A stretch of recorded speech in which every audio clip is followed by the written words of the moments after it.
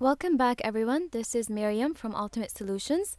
We're talking about the restaurant's management system, and quick recap on what we discussed before. We went through the item transfer request and also the item transfer screens, and we learned how to create an item transfer request and also how to create an actual item transfer.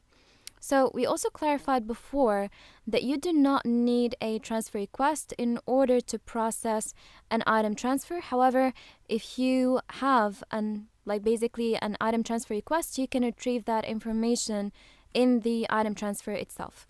Right now, we're going to be talking about how to receive a transfer on the system. First of all, note that you will have to process a receiving transfer for your item transfer for that transfer to reflect on the stock. If you do not process the receiving, then it will not reflect or change anything in the stock. Let's demonstrate that.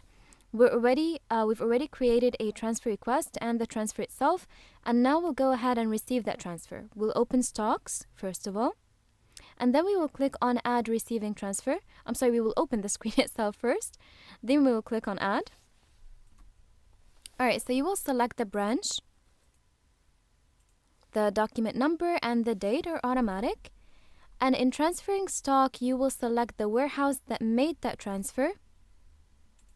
And receiving stock is obviously the warehouse that's going to be receiving that transfer.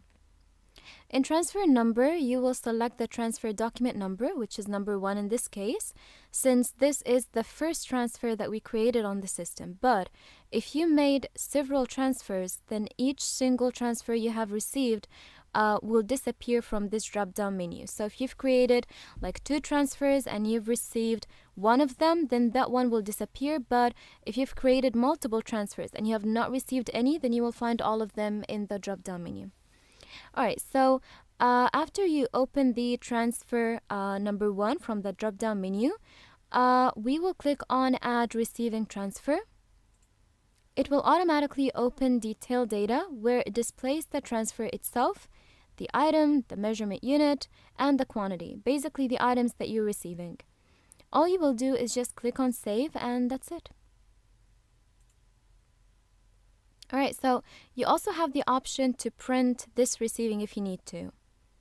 And that's everything regarding receiving a transfer. Thank you guys for watching, and we will continue in the upcoming lectures.